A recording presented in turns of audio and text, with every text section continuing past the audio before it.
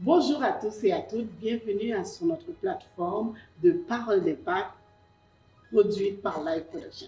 Aujourd'hui, nous allons avoir un sujet d'actualité. Donc, Parole d'Impact parle des sujets d'actualité dans notre temps moderne. Vous savez qu'il y a certains sujets dans la Bible où est-ce qu'on n'a pas une réponse claire. Donc, nous allons essayer de mettre en lumière ces aspects-là avec notre temps moderne. Donc, nous avons aujourd'hui deux grands invités avec lesquels nous allons nous entretenir sur ce sujet.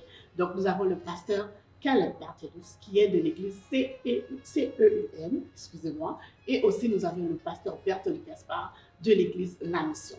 Donc, nous n'allons pas perdre de temps, je vais les présenter tout de suite et ensuite nous allons embarquer sur le sujet.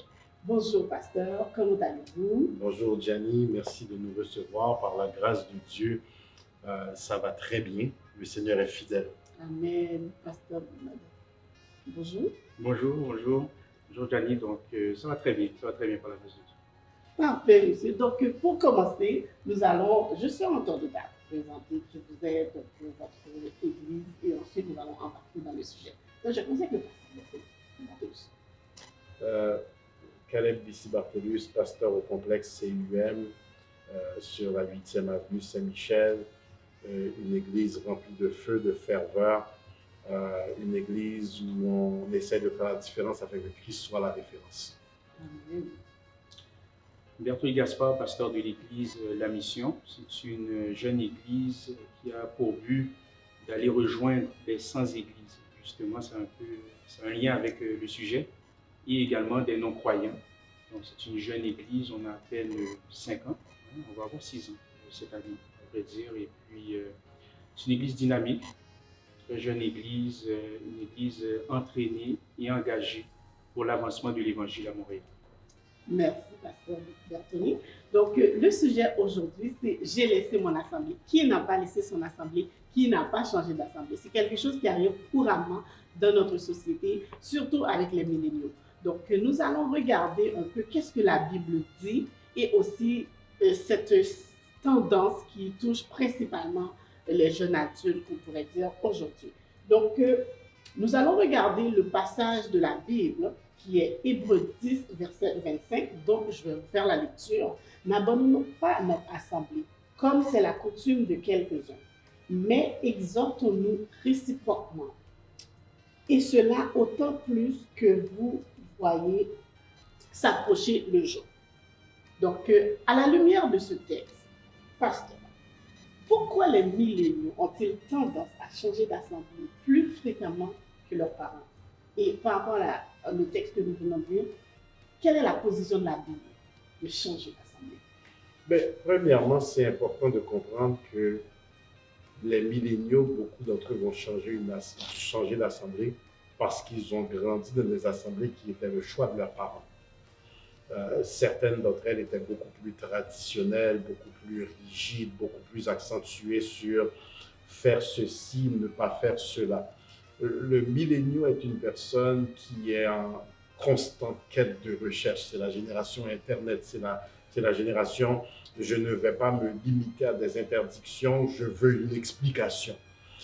Maintenant, certains milléniaux changent par soif de Dieu, d'autres changent de manière émotionnelle pour se retrouver là où les jeunes se retrouvent. Maintenant, c'est bien d'être dans une église là où il y a des jeunes, mais ça peut être très dangereux quand le seul signe indicateur, c'est que je choisis cette église parce que là, il y a des jeunes et là, il y a le vibe. La tradition se veut quand même très souvent une certaine protection.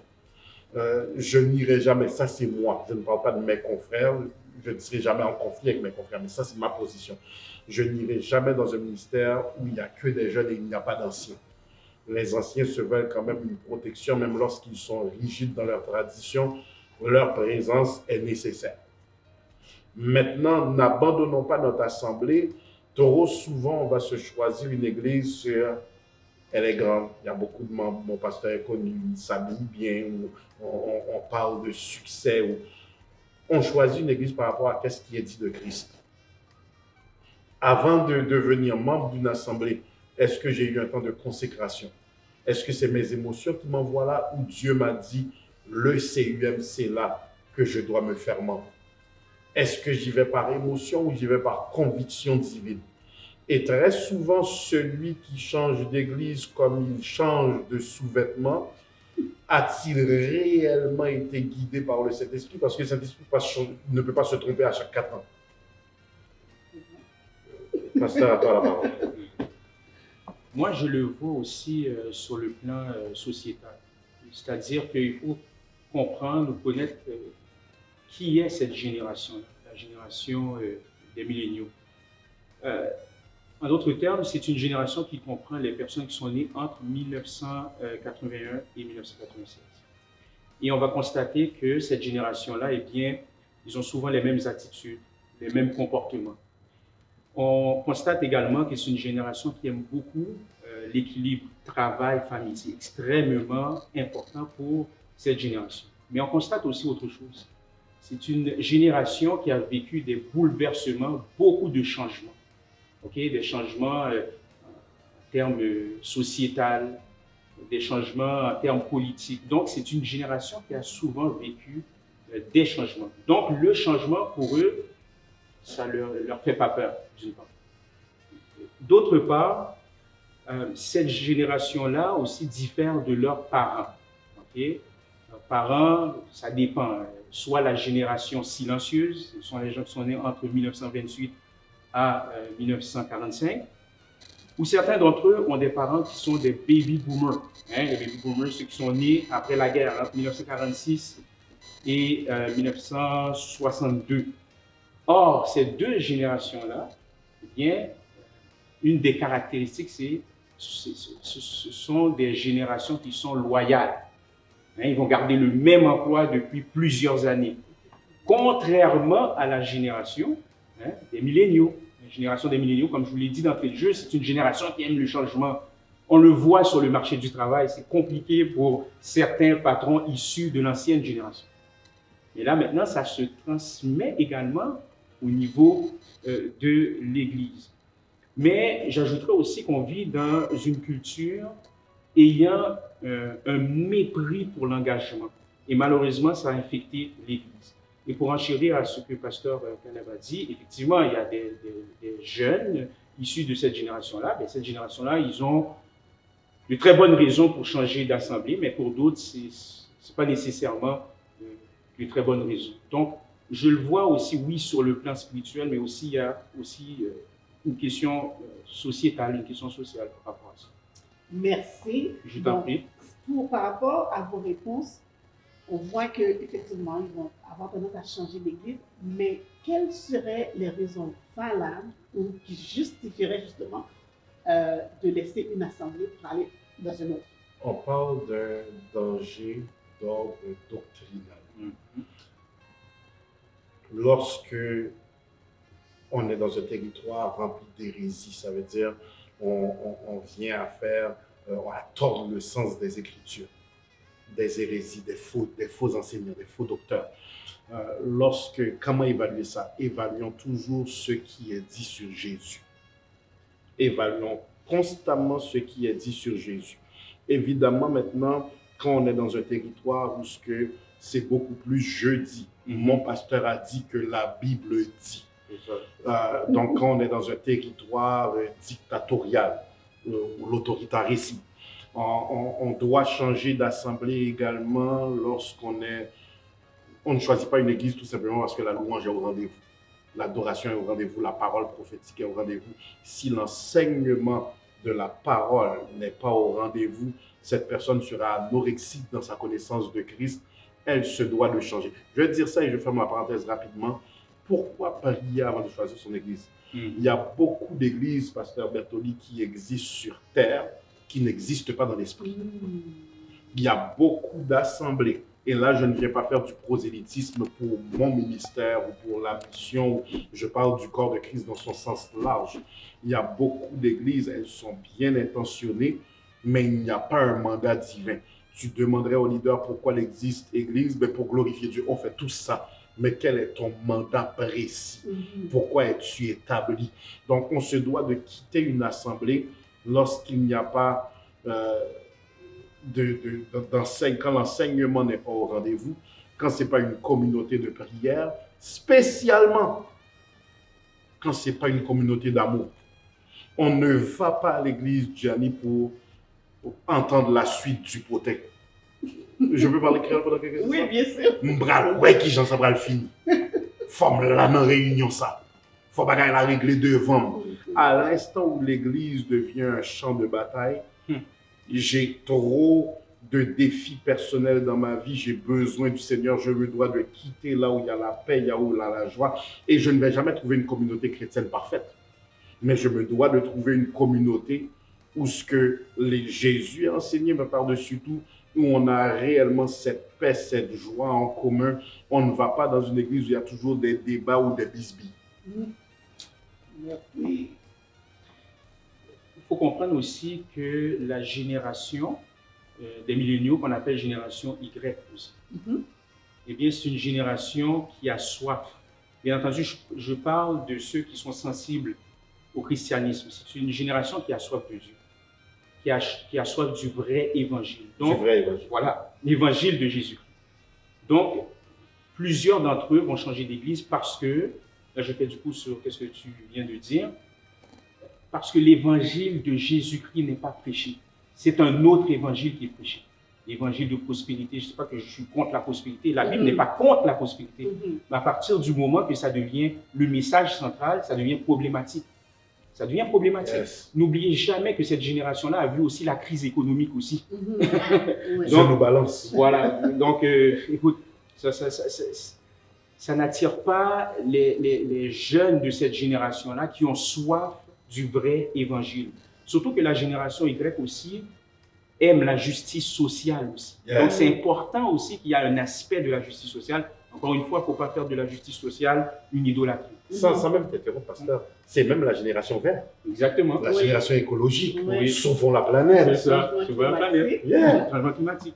Donc, il y a ça aussi. Donc, certains d'entre eux, ceux qui cherchent réellement Christ, qui ont soif de Dieu, vont changer d'assemblée parce que, malencontreusement, ces assemblées-là, eh bien, ils ont dérouté, ils ne prêchent plus l'évangile de Jésus-Christ, l'évangile du royaume. D'autres, c'est dû à des crises. Il y a eu des crises à l'église, des abus spirituels, divisions dans l'église. D'autres ont été blessés par un ouvrier, blessés par un dirigeant. Donc, c'est sûr que bon, moi, je les conseille d'avoir une conversation dans un premier temps. Mais bon, il y en a d'autres, pour eux, ils sont tellement blessés, ils préfèrent mieux déguerpir parce qu'ils ont été blessés par rapport à ça. Parfait. Sans t'interrompre, j'aimerais renchérir sur ce que Pasteur Bertoli a dit. Parce qu'on parle de beaucoup qui quittent. Que faire lorsque je me suis rendu compte que toute ma vie, j'étais dans un environnement où on a rendu l'évangile beaucoup plus compliqué que ce que c'est en réalité. Le millénial, à l'instant où il se rend compte que j'ai pas besoin d'être toujours en jupe pour aller à l'église, tradition d'homme, c'est pas une question de quelle est ma coiffure, c'est pas une question de est-ce que j'ai la cravate ou pas. On a rendu une version de Jésus contrôlante, une version de Jésus qui s'attache aux détails. On a vendu un salut si compliqué, parce que la religion, c'est jamais loin du contrôle. À l'instant où le millénial se rend compte que Dieu me parle et je vais adorer un pantalon, mais mon pantalon n'est pas un scandale, je ne suis pas dénudé, parce qu'il y a des pantalons d'hommes, il y a des pantalons de femmes. Tout à fait. À l'instant où la personne se rend compte que, parce qu'il y a une personne, tu lui diras, le maquillage c'est un péché, cette personne a besoin de se sentir belle après des années avoir été battue par son mari, des années peut-être avoir été trompée, elle a besoin de rebâtir son estime de soi. Et trop souvent, je vous donne un exemple, en Ézéchiel chapitre 16, quand Dieu parle de Israël, je t'ai tout donné et tu es infidèle. J'ai mis bracelet, Ézéchiel à partir du verset 10 jusqu'au verset 16, j'ai mis bracelet à ta main, j'ai mis collier à ton cou, j'ai mis pendant à tes oreilles, j'ai mis anneau à ton nez. J'ai mis anneau à ton nez. Tout ça, il parle de la beauté d'Israël. Même quand on parle de la reine Esther, on te dit pendant 6 mois, ils ont testé sur elle. Tout à fait. Comment la rendre belle pour le roi qu'elle rencontrera. On a essayé des produits de toilette, on a essayé des bijoux sur elle, des vêtements, des ceci, des cela. Maintenant, comment tu réconcilies ça avec le fait que l'Église, très souvent traditionnelle et qui aime Dieu, mais qui va à partir de ce qu'elle connaît de Dieu, Oui. comment t'expliques qu'on m'a enseigné pendant longtemps ce qui est péché, alors qu'en réalité, le mot n'est pas péché, c'est éthique. Si je ne mets pas de jupe si je ne mets pas de pantalon sur la chair en tant que femme, c'est pas parce que c'est un péché. L'éthique de la maison demande qu'on mette des robes et il n'y a rien de mauvais à ça.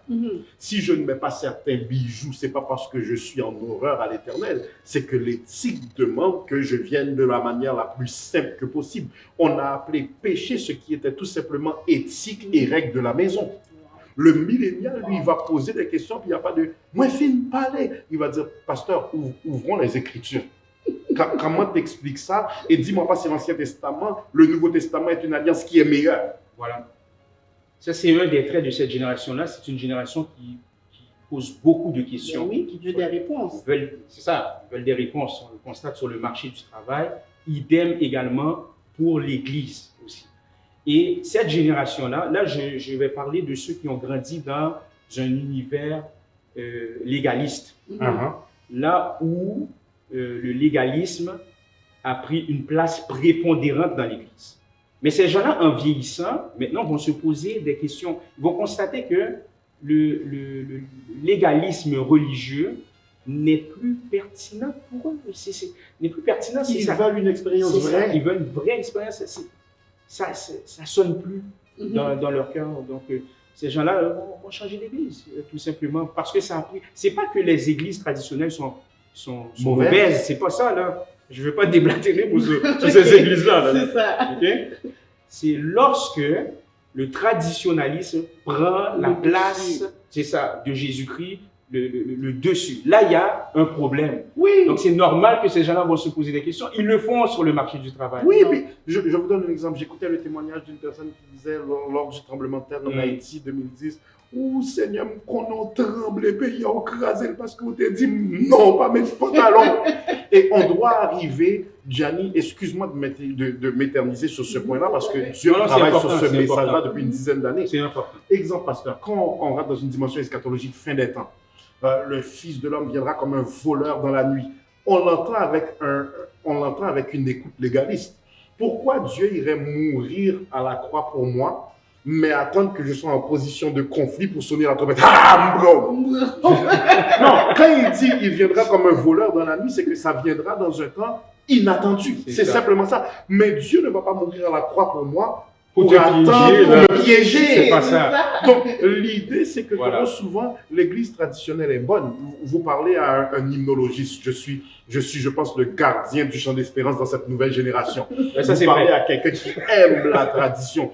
Toutefois, la tradition doit comprendre également qu'il y a un message de la grâce qui enlève le ne fais pas, ne fais pas. L'Ancien Testament, c'est faire pour recevoir. Le Nouveau Testament, c'est croire pour recevoir. Et trop souvent, nous essayons d'imposer à cette Église du Nouveau Testament un fonctionnement de l'Ancien Testament et la loi n'était jamais pour nous. La loi était pour les Juifs qui n'avaient pas encore Jésus. Donc, je pense que cette nouvelle génération veut une expérience qui est vraie parce que, Gianni, tu vas à l'école, cégep, université, mais quand tu viens à l'église, tu recules de 30 ans en arrière. Oui. Donc, je me sens comme un hypocrite à l'école parce que j'ai mon jeans, j'ai mon pantalon, j'ai mon maquillage, j'ai mon t-shirt, mais à l'église, si je veux entrer dans la pratique de chorale, je dois mettre une jupe par-dessus le pantalon ou enlever le pantalon tout simplement parce que je suis dans le sanctuaire. Cette nouvelle génération, c'est que je suis le temple du Saint-Esprit. Donc, elle est déconstruite de plusieurs mensonges non voulus des églises légalistes et elle se rend compte que c'est pas aussi compliqué venir à Jésus. Ce qu'il veut, c'est mon cœur. Maintenant, est-ce que je vais faire n'importe quoi avec mon apparence? Absolument pas. Mais c'est pas ça que Christ est venu régler. C'est une affaire d'âme. Le salut est une œuvre intérieure. Et une fois que je comprends ces choses-là, je finis par dire, waouh. Je donne un exemple. Beaucoup de nos parents sont anti-pantalon, mais combien d'entre elles doivent raisonner de... Et c'est pas Dieu qui savait qu'il me mettait dehors en hiver, c'est pas Dieu qui sait qu'il m'a placé au Canada dans un moins 25, dans un pays où même avec le pantalon j'ai froid, imagine-toi sans pantalon. Donc est-ce que Dieu aurait fait une erreur dans le contexte de pays où il m'a placé. Il y a beaucoup de choses qui ne collent pas.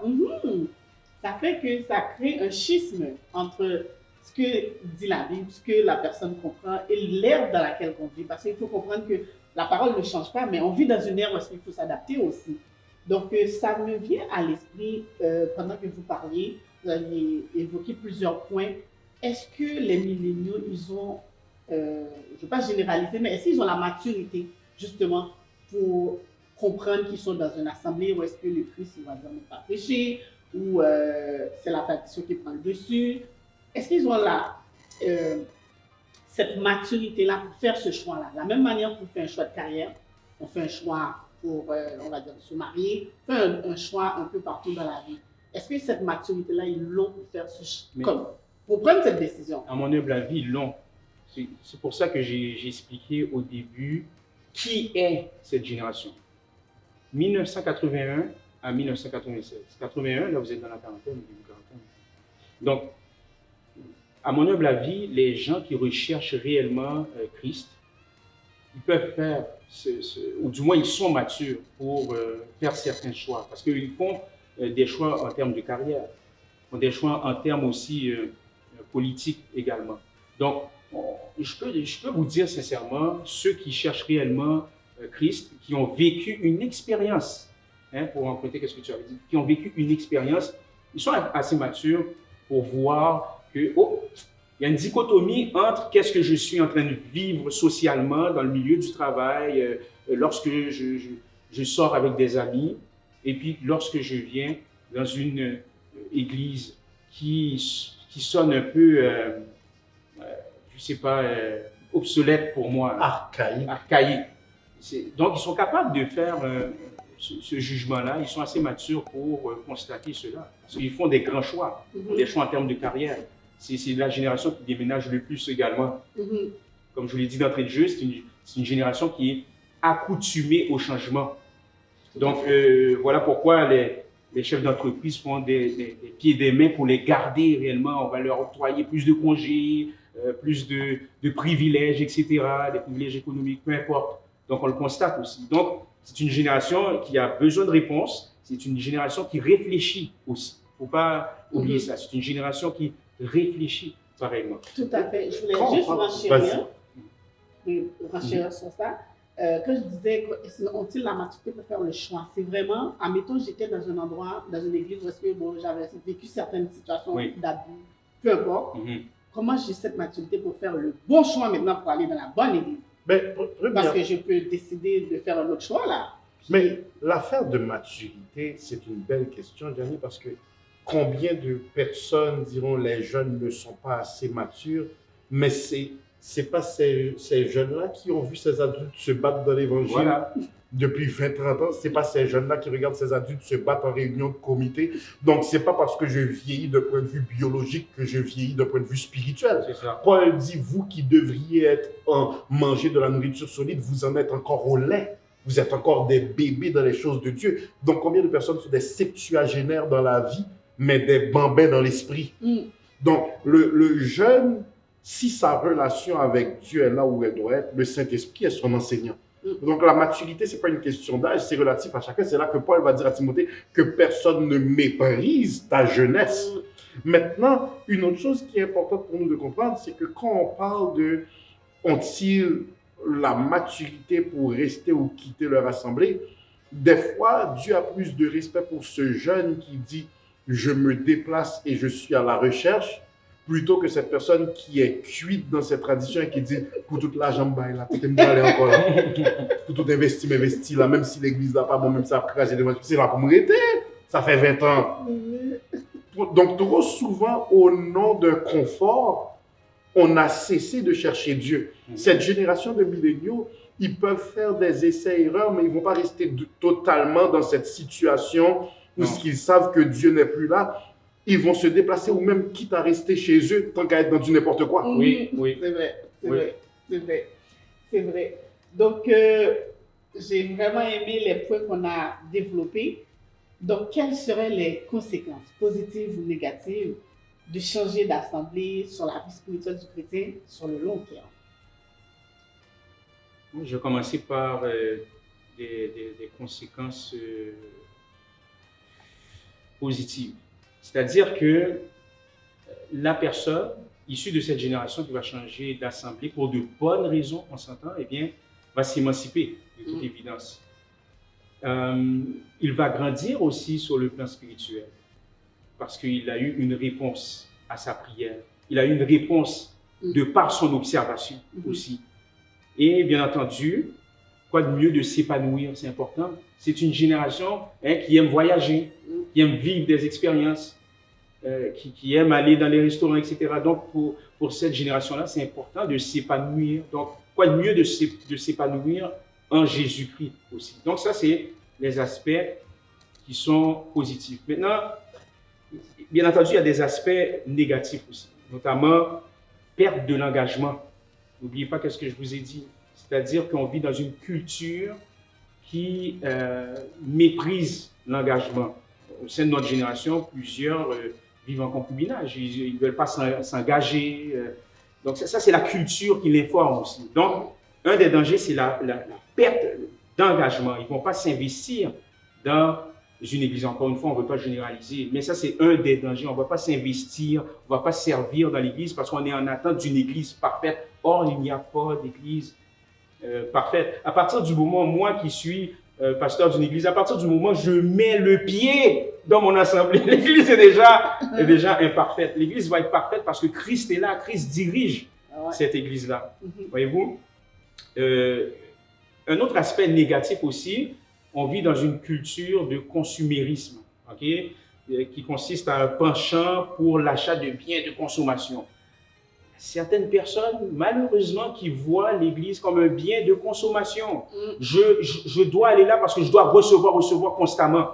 Et si je ne reçois pas constamment, on fait de l'embonpoint spirituel, comme je l'ai déjà dit dans une prédication, eh bien, cette église-là, c'est plus pour moi, là, parce que moi, je veux recevoir absolument.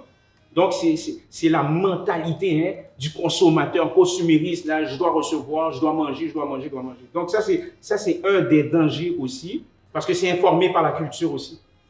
Donc, il y a ça. Donc, c'est vraiment ce que je vois pour le moment. Qu'en est-il de si je ne suis pas capable de me rassembler avec des frères et sœurs sur terre, je me prête à un exercice d'orgueil. Je crois qu'il y a des gens qui ont été blessés, et toute blessure ne signifie pas forcément abus spirituel. Il peut y avoir des bisbilles dans le ministère, une mauvaise gestion. Ou un malentendu aussi avec un leader ne veut pas dire nécessairement abus spirituel. Exactement, je pense qu'on prête le mot abus spirituel. C'est important, ça. C'est bien de clarifier cet aspect. On prête le mot abus spirituel à toutes les sauces, alors que l'abus spirituel, c'est financier, c'est sexuel, c'est manipulation mentale, désaxer quelqu'un d'un point de vue psychique. Mais des malentendus, ça arrive. Mais cette histoire de « j'ai été blessé, donc je ne crois plus en l'église locale », je prie pour la guérison de ces personnes parce que certains ont vécu de vrais traumatismes. Mais cette histoire de « je vais faire l'église à la maison », ça veut dire « toi, tu es tellement bon que tu ne peux plus te mélanger avec les êtres imparfaits ». Ces mêmes personnes avec qui tu ne veux pas socialiser, c'est avec eux que tu es appelé à passer l'éternité en haut. Donc, c'est tellement dangereux quand un chrétien dit « et tout vrai croyant mature va prier Dieu que Dieu lui trouve une église locale ». Pas tes choix, pas tes goûts, pas là où se trouvent tes amis, pas là où il y a les meilleurs musiciens, pas là où il y a le pasteur connu, mais là où Dieu te veut. Et Dieu peut ne pas te vouloir dans un complexe de 500 membres et il te veut dans une communauté de 20 membres et il dit que c'est là que tu vas accomplir ton diaconat, ton service envers cette communauté. C'est capital pour nous de comprendre que tout chrétien sérieux dans sa démarche se trouvera une église. Parce que l'église est un hôpital, le médicament c'est la grâce, le médecin c'est Jésus. Mais pourquoi on a besoin de se retrouver dans une église locale? We fellowship. J'ai un morceau de Jésus. Tu as un morceau de Jésus. Quand on se met ensemble, on a un meilleur portrait du casse-tête. Oui. Mais quand toi, tu dis « je m'isole du corps », qui fait du ministère dans ta vie? Tu vas lire la Bible puis tu dis « moi, je peux lire la Bible chez moi, je peux prier chez moi ». Bravo, mais ce n'est pas à toi que Dieu a donné le mandat de ta propre croissance. C'est vrai. Dieu a établi des bergers pour que tu appartiennes à une communauté et le faire aiguise le faire. Wow. je vais renchérir sur ça parce que je l'ai vécu. J'ai été blessé d'une assemblée jadis. J'ai été blessé.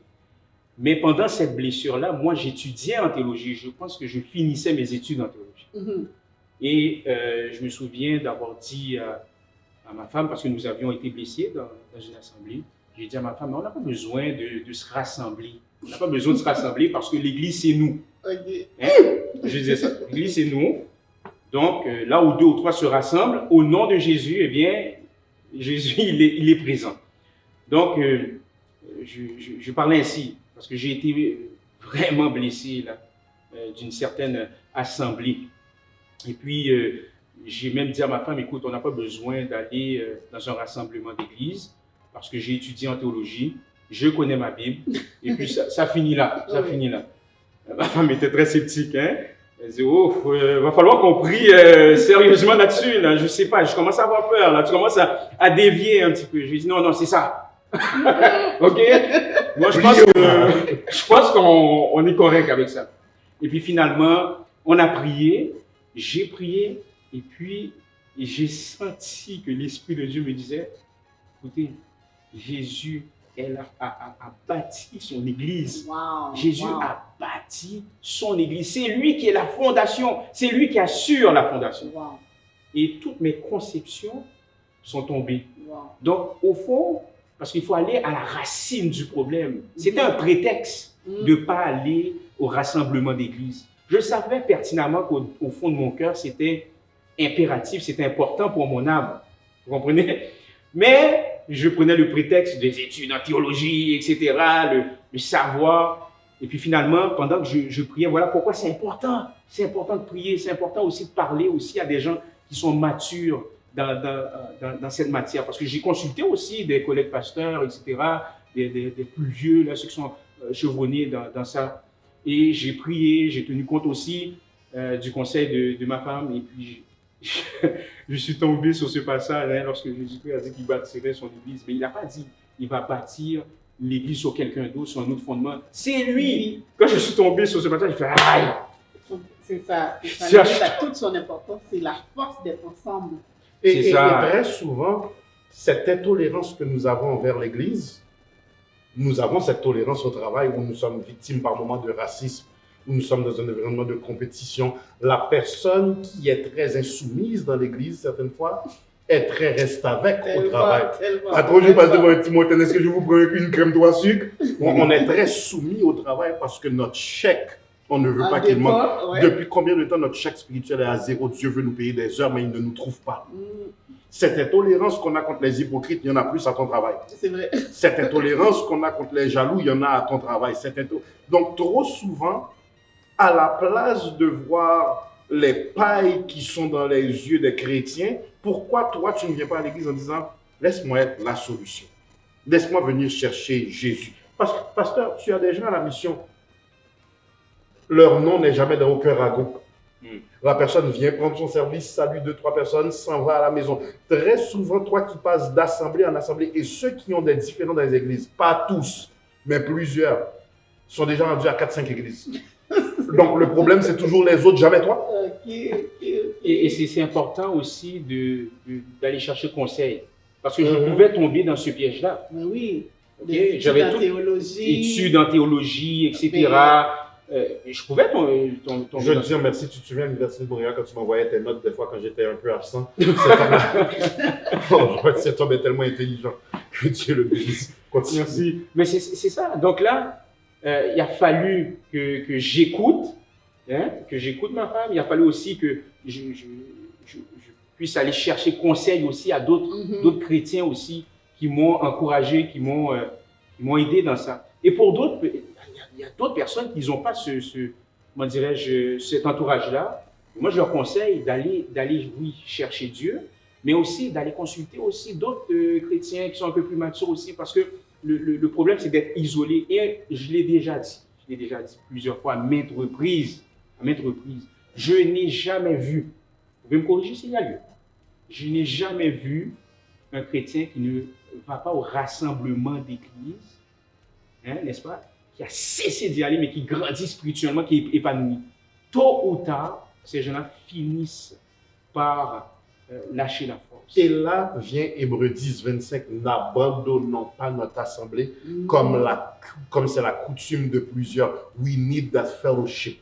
Parce que c'est là qu'on grandit. Si moi, ma faiblesse, c'est l'orgueil, ben toi, tu viens m'aider parce que ta force, c'est l'humilité. Si ta faiblesse, c'est les ragots, ben moi, je viens t'aider parce que ma force, c'est de réfléchir avant de parler. Mais on s'aide, on communie ensemble, on s'assure maintenant de se compléter dans notre compréhension de Jésus. Et je vous le dis encore, à chaque fois qu'on pense non-rassemblement, l'orgueil est à la racine de cette réflexion parce que comment on a pu me faire ça à moi? Oui. Et si je te disais certaines fois que Dieu permette dans l'Église que par moment tu sois piétiné pour provoquer chez toi quelque chose qui n'était pas là auparavant. On appelle ça un brisement. Un brisement. C'est ça. Okay? Il va permettre à quelqu'un de te frapper, de te briser pour que tu ailles en prière, pour que tu ailles jeûner, pour que tu ailles chercher sa face, pour que tu apprennes à dépendre de lui. Donc, des fois, il faut discerner, Seigneur, dans cette frappe que je reçois, certaines fois, est-ce qu'il n'y a pas du bon là-dedans? Est-ce qu'à chaque fois que tu vas avoir un différent, le réflexe, ça va être, je dois quitter cette église? Et si Dieu choisissait cette saison-là pour te travailler et développer chez toi quelque chose que tu n'aurais pas reçu dans le confort. Si les 12 avaient des bisbilles entre eux, les 12 qui ont marché avec Jésus, avaient des compétitions, qui sommes-nous, nous qui n'avons pas vu Christ dans la chair, pour ne pas avoir des divergences d'opinion par moment? Tout à fait, tout à fait. Et c'est la volonté de Dieu que ça arrive. Moi, ça m'est arrivé aussi d'être brisé dans une assemblée. C'était pour mon bien. Et voilà pourquoi il faut toujours se rappeler de la bonne nouvelle de Jésus-Christ. Parce que Christ aussi a été brisé à la croix. Faut oublier, Dieu a permis de briser Christ aussi à la croix afin que nous puissions être sauvés, afin que nous puissions être réconciliés avec lui. À plus forte raison que Dieu peut permettre aussi certains brisements dans une assemblée. Le faire, l'Église, le faire, c'est quoi? Mais c'est-à-dire que je peux avoir une mésentente avec quelqu'un, je peux avoir un conflit avec quelqu'un, mais ça va m'aider aussi à la maîtrise de soi. Ah, une autre chose qui est importante pendant que Pasteur Bertoli parle de ça. Trop souvent, quelqu'un va dire, moi je ne suis pas d'accord avec la position de cette église sur la grâce ou sur la sanctification, je quitte. C'est-tu l'une des raisons pourquoi moi je peux prêcher un peu partout, Gianni? C'est que je n'idolâtre pas mon concept de Dieu. Je n'idolâtre pas où ce que je suis rendu avec Dieu ou ma connaissance de Dieu. Je comprends. Tu n'es pas dogmatique. Je ne suis pas dogmatique. Et Paul va le dire dans 1 Corinthiens 13, nous connaissons en partie. Voilà. Nous prophétisons en partie. Nous voyons au moyen d'un miroir. Si le Paul que nous interprétons dit, moi-même je ne vois pas clairement et je vous enseigne, qui suis-je pour me battre avec Pasteur Bertoli de je suis tellement sûr dans ma position, je suis tellement dogmatique que si on ne le voit pas comme ça, on ne peut pas travailler ensemble. C'est ça. Il y a des gens pour qui je prêche, je comprends qu'on ne voit pas tout de la même manière, mais nos divergences d'opinion ne sont pas des points de salut. C'est ça. C'est ça. Okay? Il ne s'agit pas de « je ne crois pas que Christ est Dieu et toi tu crois que le Saint-Esprit est hors de la Trinité ». Mais si c'est pour le vêtement, si c'est pour le manger, si c'est pour le boire, il y a des choses sur lesquelles on peut s'entendre, qu'on ne sera pas en accord, on continue d'avancer. Donc toi qui veux quitter ton église parce que tu dis « on ne voit pas les choses de la même manière ». Entre les disciples du Seigneur, ils ne voyaient pas tout de la même manière. Pierre, l'apôtre des Juifs, Paul, l'apôtre des païens, avaient des divergences d'opinion, d'où la raison qu'ils tenaient des conciles. Donc, la réalité, c'est que on connaît en partie, donc certaines fois, faites grâce à votre pasteur aussi. Certaines fois, pardonnez le pasteur, parce que tandis qu'il vous aide à cheminer, lui-même, il chemine. Mais on s'attend que le pasteur soit patient envers nous, mais de lui, on veut, cette génération spécialement, de lui, on veut la perfection. Et à l'instant où on se rend compte qu'il n'est pas Jésus qu'il prêche, j'ouvre ma caméra, je dois le détruire, je dois faire un live sur lui. Non, il faut que j'aille faire un blog contre Pasteur Bertoli parce qu'on ne voit pas les choses de la même manière. Puis je trouve que tu ne fais pas ça.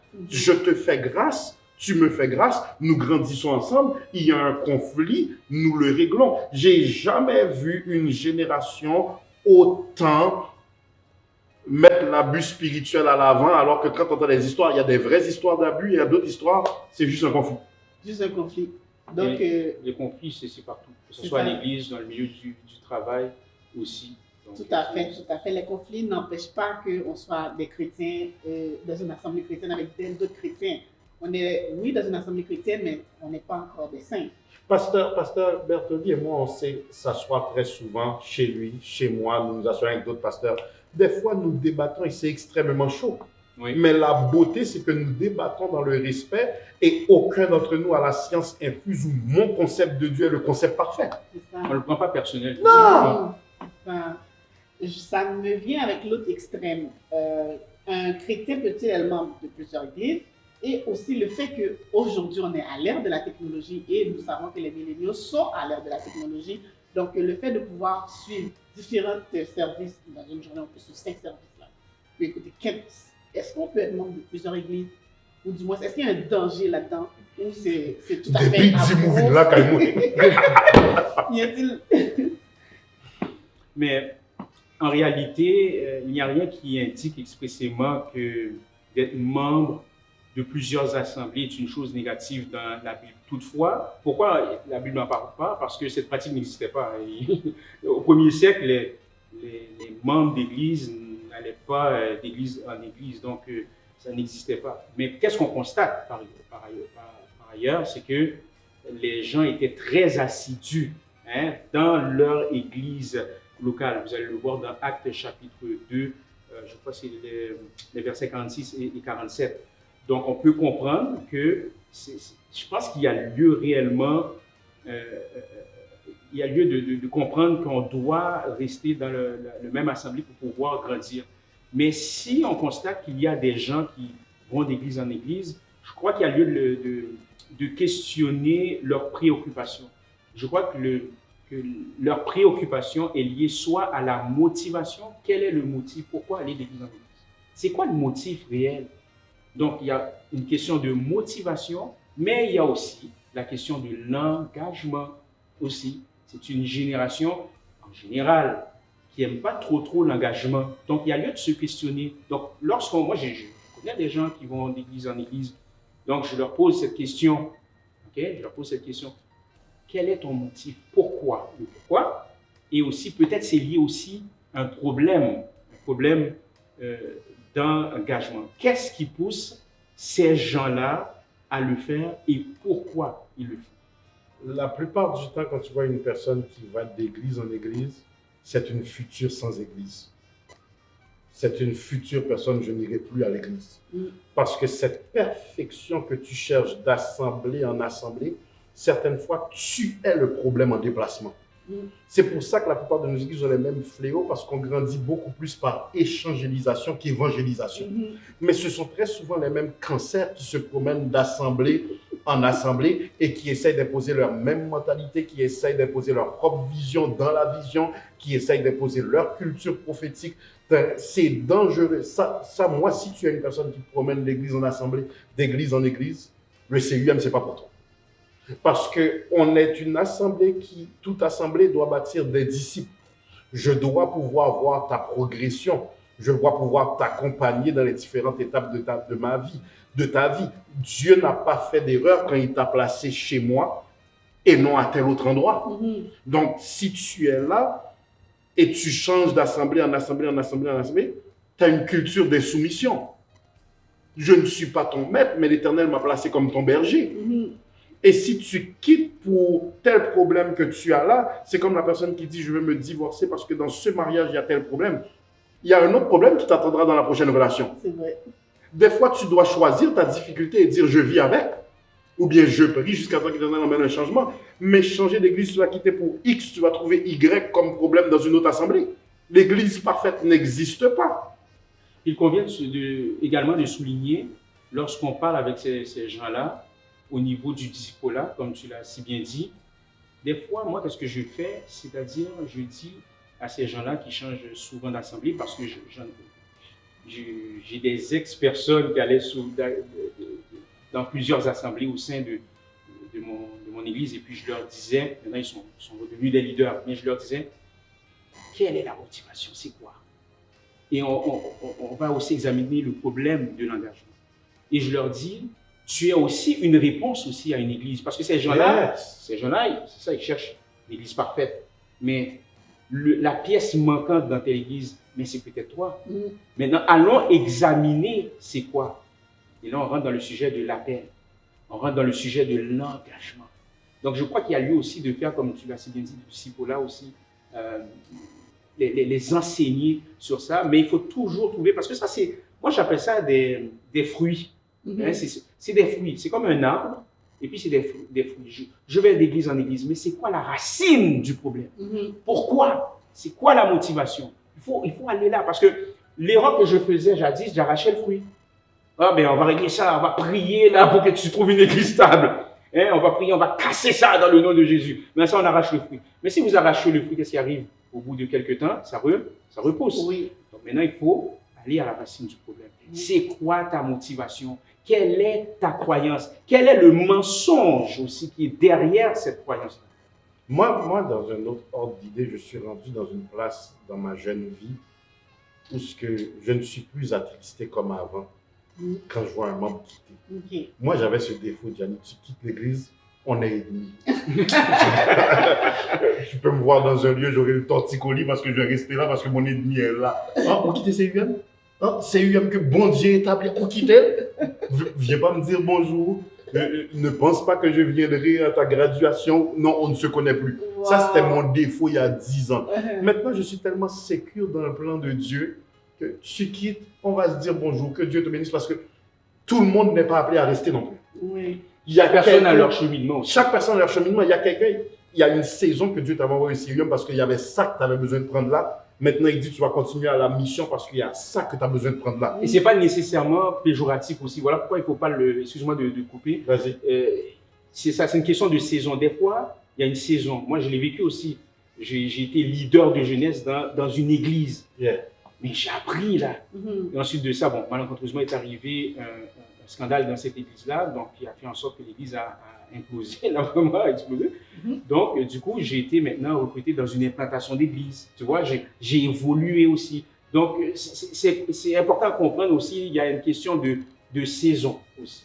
Tu peux continuer. Il y a quelqu'un, tu seras appelé à être 5 ans à un endroit. L'Éternel dit ta mission est terminée là, va à tel endroit maintenant. On ne devient pas ennemi, tu peux revenir me visiter. Si tu es parti en bon terme, c'est même possible que tu reviennes faire la louange par moment ou ceci, cela. Mais on doit évoluer. Moi, j'ai dû, parce que j'ai commencé tellement jeune, j'avais 17 ans quand j'ai commencé à prêcher. Moi, quelqu'un qui quittait l'église, on était ennemis. C'est maintenant que je comprends qu'on a une famille en crise, puis il y a des brebis matures, il y a des brebis immatures, puis il y a des brebis qui n'étaient pas appelées à partir, qui sont quand même parties. Mais Dieu aime tout le monde à partir de là où elles sont. Tout à fait. J'aime beaucoup le fait que faites cette clarification-là parce que beaucoup de personnes quittent une assemblée, puis après, ils ne peuvent plus dire bonjour. Pourtant, on est tous les deux chrétiens encore, là, on est tous les deux en train d'adorer le Seigneur. Mais j'aimerais faire du coup sur une dernière question parce que vous avez étudié la Bible, donc j'ai devenu un pasteur, donc je ne vais pas aller à l'église, mais Dieu vous a changé. Qu'est-ce que vous dites d'une personne qui a été blessée, elle quitte l'église, elle est devenue pasteur le lendemain matin? Le lendemain matin, vous dites? Ben, c'est une façon de dire, rapidement, elle a été blessée, elle a vécu une situation difficile, elle a quitté son assemblée, ok, elle a laissé en bon terme, elle n'a pas fait de scandale, elle n'a pas fait de vacances. Cependant, après, vous entendez que quelques mois plus tard, un an, je ne sais pas moi, la personne est rendue, oh, j'ai une assemblée, c'est un défi. Et la personne aimerait nous inviter. Oui, elle est devenue pasteur, elle est devenue, je ne sais pas moi. Moi, je peux te dire une chose. Cette génération-là spécialement, c'est la génération, pas tous, je peux ouvrir mon propre ministère, spécialement depuis la pandémie. Depuis que j'ai un bon background, une caméra, ton petit écran derrière Dôme, et puis j'ai un couturier pour me faire un beau vêtement griffé, même qu'un pasteur. Tout à fait. Okay? Je vais dire n'importe quoi, mais je suis pasteur. La génération de nos parents, c'est là qu'on a besoin de la tradition comme protection. Tu as besoin d'un père qui est capable de parler pour toi, d'un père spirituel qui est capable de dire « Celui-ci, je l'ai suivi, je l'ai formé. J'ai signé sa lettre d'entrée à l'université. S'il a été à l'université, ce n'est pas ça qui fait quelqu'un. Forcément, ce sera pasteur ou pas. Mais l'idée, c'est que qui peut parler pour toi? Qui t'a relâché? À qui es-tu redevable? Chaque pasteur, le peuple se doit de savoir qui est son leader. Voilà. Cette génération, malheureusement, il y a beaucoup d'abus spirituels parce qu'il y a peu d'enquêtes qui sont menées. Ça, c'est moi. Je suis conscient de ce que je vais dire. Je ferai très attention à ces gens qui, hier, sont arrivés dans la vigne du Seigneur, s'appellent déjà apôtres. Hier, sont arrivés dans la vigne du Seigneur, tu ne sais même pas quand la personne était diacre, quand la personne était président de jeunesse, tu entends que la personne maintenant est prophète. Cette personne t'entend qu'elle est apôtre, évangéliste. Je ferai très attention à ces nomenclatures ronflantes, alors que cette personne n'est quasiment pas frère en Christ dans son intimité. Donc, on est cette génération du m'as-tu vu? Cette génération où tout se fait rapidement. Oh, tu vas me donner à prêcher, c'est toi qui prêches à chaque dimanche, pasteur Bertoli, c'est toi qui prêches à chaque dimanche, pasteur Caleb. Et même qu'a fait le tout mal fait, pam! Et t'entends la personne, finalement, les dérapages arrivent rapidement parce que cette personne n'est pas connue dans l'esprit. Cette personne n'a pas l'appel, ou des fois cette personne a l'appel, mais l'onction hors saison va faire des dégâts. Tu peux être appelé et l'Éternel dit, c'est pas encore la saison d'être relâché, tu as 10 ans de formation encore à prendre dans les mains de ton leader. Mais quand tu fais les choses avec précipitation, là maintenant se produira l'abus spirituel. Il y a beaucoup de gens qu'on a connus dans les derniers temps qui sont dans des scandales d'abus spirituels qui étaient réellement des ouins avec les mauvais motifs. Là, ça me revient parce que j'ai un cas réel d'une personne, c'est arrivé. La personne c'était dans une autre église où j'étais et c'était un ouvrier. Puis finalement, parce que cette personne-là était insatisfaite, dis-je, eh bien, a fondé son propre ministère aussi. Et a voulu m'inviter. Et je lui posais des questions. Parce que moi, je suis quelqu'un de très franc. Je lui posais des questions. Qui est ton leader, premièrement? À qui tu es redevable? Deuxièmement, quelle est ta motivation? Est-ce que c'est parce que tu convoitais la chair, le pastorat? Le pastorat, c'est quoi ta motivation derrière ça? Et le plus souvent, ce sont des gens qui sont blessés, des gens déçus. Et j'ai dit à cette personne-là, écoute, je ne suis pas là pour te dire que tu n'es pas appelé ou quoi que ce soit, mais d'après mes observations, c'est un peu trop tôt. Et je lui avais dit ça, vous connaissez vraiment, des fois j'utilise un peu l'humour ou bien un fait exagéré, mais pour expliquer une vérité centrale. Et je lui disais, tu vas te casser les dents, mon ami. Il y aura plein de sang par terre, là, tu vas plein de craches de dents. Là. Tu vas vraiment te casser les dents. Et non seulement tu vas te casser les dents, mais tu vas casser les dents des autres. Et lui de me dire, oh, mais c'est pas grave, je comprends que tu es un peu inquiet, mais ça va bien se passer, le Seigneur est avec moi. Hein, c'est le Saint-Esprit, le Seigneur est avec moi. Et puis, tout compte fait.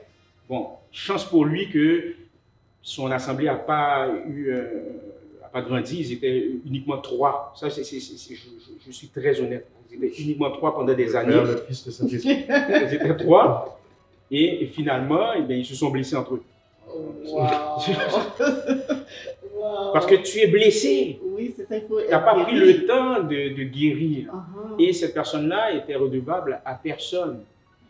Et je me souviens, cette personne-là, un peu plus tard, après les dégâts, a cherché une personne à être redevable, mais c'était quelqu'un, malheureusement, qui était tout oui à son projet, sans questionnement, sans évaluation aussi. Donc, c'est sûr et certain, moi, je leur pose des questions. Quelle est ta motivation? Le pourquoi? Et puis, si d'aventure, cette personne-là est blessée, mais il y a lieu de chercher de l'aide, c'est pas grave. Tu as le droit de chercher de l'aide aussi. Tu as le droit de chercher de l'aide. Mais certaines fois, c'est comme tu l'as si bien dit, des fois, c'est l'orgueil. Oui. J'ai pas besoin d'aide, moi, là, je suis capable de le faire. Tu ne fais pas de ministère en réaction à. Ils sont réactionnaires, voilà. Et une autre chose dans notre communauté, c'est pas un signe de faiblesse ou d'immaturité aller consulter un psychologue, même s'il ne serait pas chrétien. Prends soin de ta santé mentale. Si tu vas faire un ministère par réaction, tu sais qu'est-ce qui va arriver? Chaque dimanche, quand tu auras le micro entre les mains, tu vas prier, tu vas prêcher contre pasteur Caleb, tu n'auras rien à dire sur Jésus. Parce que tu es en réaction à moi. Pasteur Caleb, il est ceci, il est cela. Jouons une vidéo du CGM. Oh, ils sont charnels. Vous n'avez pas vu, il n'y a pas l'onction, c'est de l'entertainment. Tu es en réaction à la place d'être dans un mandat que Dieu t'a donné. Et moi, je suis rendu dans une place dans ma vie où je remercie toutes les portes que Dieu avait gardées fermées parce qu'il ne me savait pas assez près quand j'avais 25 ans, quand j'avais 30 ans, Il a gardé certaines portes fermées le temps que je grandisse et je meure à certaines choses. Et maintenant, il a dit, là, c'est la saison pour que j'ouvre cette porte-là pour toi. Donc, c'est tellement important de comprendre que Dieu fait tout en sa saison et tout ce qu'il ne fait pas, c'est parce qu'il estime que certaines fois, nous ne sommes pas encore prêts ou c'est simplement pas pour nous. Soyons en paix avec le mandat que Dieu nous donne. Tous ne seront pas pasteurs de 1000, de 500. Ça prend un pasteur qui sera pour 30 personnes, pour 50 personnes. Ne nous sentons pas inférieurs dans notre appel. Et des fois, mieux vaut être un bon deuxième qu'un piètre premier. Oui. Mais ma réaction par rapport à quelqu'un qui est blessé, c'est pas de courir, aller ouvrir un ministère. Bâtis ta femme, cherche ta famille, allez comprendre ce qui a créé cette blessure. Est-ce que c'était un manque de discernement? Est-ce que nous étions des fanatiques? Est-ce que nous étions là pour Jésus ou nous étions serviteurs des hommes? Il y a tellement de questions à se poser par rapport à qu'est-ce qui a créé ça, plutôt que juste aller ouvrir une église où maintenant je serai le chef. Et il faut accepter le processus. Il faut accepter le processus parce que la génération Y, les milléniaux, tout est à portée de main.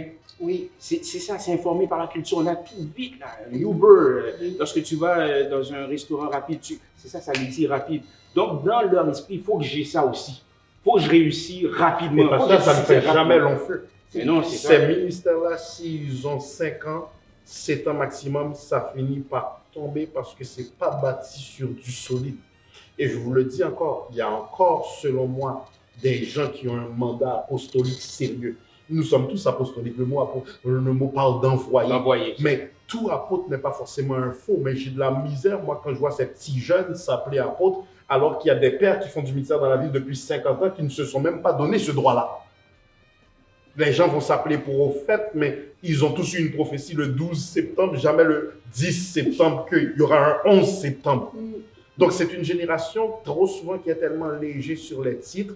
C'est une génération qui est ostentatoire. M'as-tu vu maintenant, depuis que tu as un bon photographe, tu as un bon profil de photo Facebook ou Instagram, ou sens-tu qu'à pasteur photo, pas fait monde pasteur. C'est vrai, c'est vrai. D'où l'importance du processus. C'est important de renseigner et puis de s'apprendre aussi le processus. Parce que c'est ça la vie. La vie, c'est une question de processus, tout simplement. Donc, vraiment, on tire à la fin de Paroles d'impact. Je crois que vous avez entendu les arguments de nos invités. Donc, ça a été vraiment... Moi, j'ai été édifiée, j'ai été nourrie, j'ai appris beaucoup de choses. Je pense que c'est la même chose pour vous. Donc, nous allons leur laisser un dernier mot aux milléniaux qui veulent changer d'église, qui sont dans le processus, peu importe là où vous êtes. Je pense que ce serait intéressant que vous puissiez avoir un dernier mot de nos invités qui va pouvoir vous aider dans ce moment que vous vivez. Moi, qu'est-ce que je leur dirais tout simplement s'ils ont l'intention de changer d'église? Premièrement, parlez à vos dirigeants. C'est important d'avoir une conversation ouverte. Parlez à vos dirigeants. Certaines fois, le problème peut être résolu ou d'autres fois, eh bien, c'est, comme on l'a dit, c'est une question de saison. Ils sont appelés à être ailleurs. Donc, avoir une conversation ouverte aussi. Et de prendre le temps de prier aussi. Et puis consulter les gens à l'entourage parce qu'on a aussi des zones aveugles. On a tous des zones aveugles. Donc prenez le temps aussi de prendre le pouls auprès de votre entourage, mais surtout prenez le temps de prier sur cette question. Et lorsque vous quittez votre assemblée, il ne faut pas diaboliser l'ancienne assemblée aussi. Quand bien même que l'assemblée vous a blessé, j'ai été dans une assemblée qui m'a blessé, mais en aucun cas je vais les diaboliser parce qu'on vit dans l'ère de la grâce. Ça se peut que Christ les change ou quoi que ce soit. Donc moi je ne veux pas je veux pas déblatérer sur eux. Donc ne tombez pas dans le piège de déblatérer sur les anciennes assemblées. Et puis vous continuez votre route, mais en paix. Et une des convictions, c'est la paix. La paix d'esprit. La paix du Saint-Esprit. Donc, c'est ça qui est important. Donc, conversation ouverte, prenez le temps de prier, consultez votre entourage et partez en paix. Dieu t'aime, tu es précieux aux yeux de Dieu, mais c'est très important. Sache que quand tu as quitté, ça ne veut pas dire que Christ a quitté l'Église. Tu es parti, ça ne veut pas dire que le Saint-Esprit a quitté l'Église. C'est correct de partir, mais comme Pasteur Bertoli a dit, commencer à diaboliser, maintenant tu deviens en infraction à l'Éternel parce que ce n'est pas parce que ce n'est plus pour toi que la présence de Dieu n'est plus là. Tu dois être dans une dimension maintenant où tu as tellement bien quitté. Certaines fois, va voir ton leader, informe ta démarche. Si la personne a fait du ministère dans ta vie pendant longtemps, même lorsque tu estimes que tu as tout pris, une lettre de remerciement, une offrande d'amour à ce leader ou à ce ministère, pour t'assurer que tu ne deviennes pas en infraction à l'Éternel, parce que Dieu aime encore cet homme de Dieu. Dieu va l'utiliser encore, même après ton départ. Maintenant, assure-toi également de comprendre que l'impulsivité est un signe d'immaturité. La maturité, c'est réfléchir sur toute chose et avoir la sagesse pour s'assurer que dans la décision que je prends, l'Éternel l'a prise avec moi. Dieu t'aime, ne sois pas impulsif, analyse toute chose. Et comme Pasteur Bertoli l'a dit, sois une personne de prière. C'est là que Dieu révèle ses conseils. Waouh, waouh, waouh. Merci encore. Je crois que vous avez vraiment été édifiés par cet épisode. Parole d'impact. J'ai laissé mon assemblée. Je pense que vous êtes outillés pour prendre une décision. Quel que soit le moment que vous êtes dans votre vie, que vous vivez actuellement, je pense que vous avez assez d'informations. Et aussi, soyez en paix avec vous. Moi, c'est ce que j'ai appris. Quelle que soit la décision, soyez en paix. Et aussi, ne diabolisez pas une assemblée puisque l'Église a été bâtie sur le Christ. Donc, Parole d'impact, produite par Live Production. On vous donne un rendez-vous pour un autre épisode. Merci.